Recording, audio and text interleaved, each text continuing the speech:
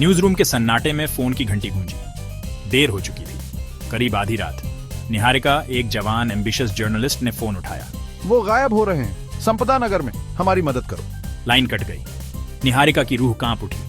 वो अपने कॉलीग योगेश की तरफ मुड़ी, जो एक तजुर्बेकार रिपोर्टर था, अपनी हिम्मत के लिए जाना जाता था। उसकी आंखों में उत्सुकता चमक रही थी। लगता है एक और रहस्य बुला रहा है। उन्हें जाना ही था। संपदा नगर हिमालय की तलहटी में बसा एक छोटा सा शहर, अजीब घटनाओं की अफवाहों में घिरा हुआ था। और अब ये रहस्यमयी फोन कॉल, ये एक ऐसी कहानी थी जिसे दुनिया के सामने लाना जरूरी था। जैसे ही वो संपदा नगर में दाखिल हुए, हवा में डर का साया गहरा गया। घना कोहरा छाया हुआ था, जिसने शहर को एक भयानक सन्नाटे में ढक दिया था। शहरवासी चुप थे, उनकी आंखों में दहशत थी। गायब होने की फुसफुसाहट उनके पीछे साये की तरह चल रही थी। क्या तुम्हें भी ऐसा लग रहा है योगेश? मानो पूरा शहर अपनी सांसें रोक कर बैठा है। हाँ, यहाँ कुछ तो बहुत गलत है। हमें पता लगाना होगा कि क्या। निहारिका और योगेश हवा में दहशत का एहसास कर सकते थे। शहर मानो किसी अनजान डर से जकड़ा हुआ था, अपनी सांसें रोक कर बैठा था। वो एक टूटी फूटी होटल में रुके, जिसका कभी भव्य रूप अब खंडहर में बदल चुका था। हवा में सीलन और सड़ांत की गंध भरी थी। उस रात एक खौफनाक चीख ने सन्नाटे को तोड़ दिया। वो दौड़कर बाहर निकले, दिल तेजी से धड़क रहे थे। सुना तुमने? हमें देखना होगा। एक आदमी शहर के चौक में खड़ा था।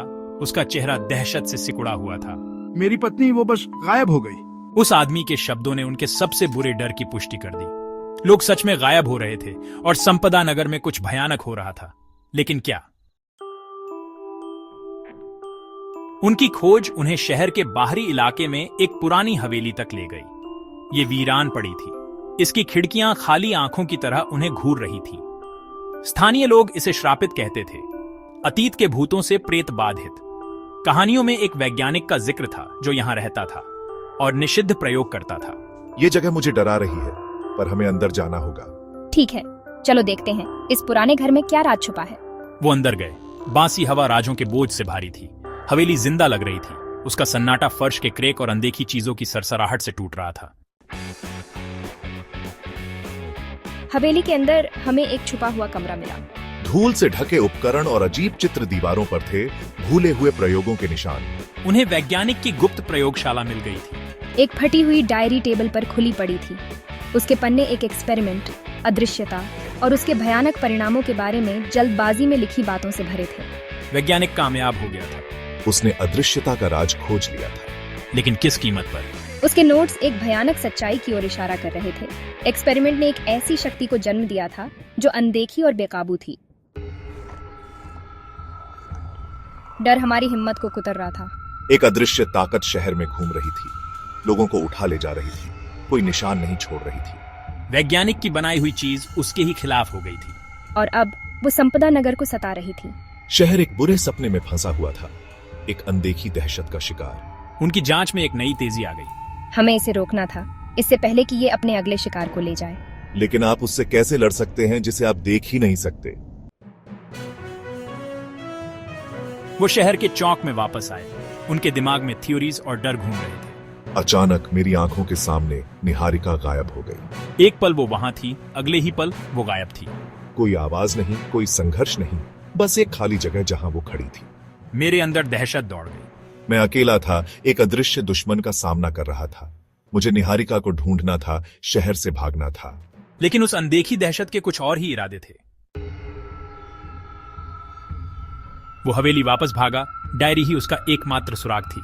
मुझे एक्सपेरिमेंट को उलटने का तरीका ढूंढना था, वैज्ञानिक के श्राप को तोड़ना था। वो पन्नों के बीच भागता रहा, जवाब ढूंढता रहा, मुक्ति ढूंढता रहा। लेकिन समय कम होता जा रहा था।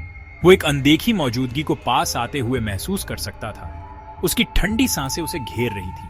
मुझे जल्दी करना था, अपने लिए, निहारिका के लिए, संपदा नगर के लिए। लेकिन क्या बहुत देर हो चुकी थी? उसे मिल गया आखिरी पन्ने पर जल्दबाजी में लिखा हुआ अदृश्यता को उलटने का फॉर्मूला। मैंने बचे हुए रसायन इकट्ठे किए। मेरे हाथ डर और उम्मीद से कांप रहे थे। जैसे ही मैंने मिश्रण मिलाया, मुझे अपनी गर्दन पर एक ठंडी सांस महसूस हुई। मैंने घोल डाल दिया। एक तेज रोशनी ने कमरे को भर दिया। फिर अंधेरा। हवेली पर सन्नाटा छा गया। डायरी खुली पड़ी थी, उसके पन्ने हवा में सरसरा रहे थे। संपदा नगर फिर से सुरक्षित था। लेकिन योगेश का क्या हुआ? क्या वो अदृश्यता के श्राप से बच गया, या वो भी एक शिकार बन गया, अनदेखी दुनिया में हमेशा के लिए खो गया? जवाब उस दहशत की तरह छुपा रहा एक अनदेखा रहस्य। S2 media group, deserted street at dusk, empty old town square at stock at distribute underscore equally. मैं मुड़ा, लेकिन वहां कुछ भी नहीं था। मेरे पास समय नहीं था।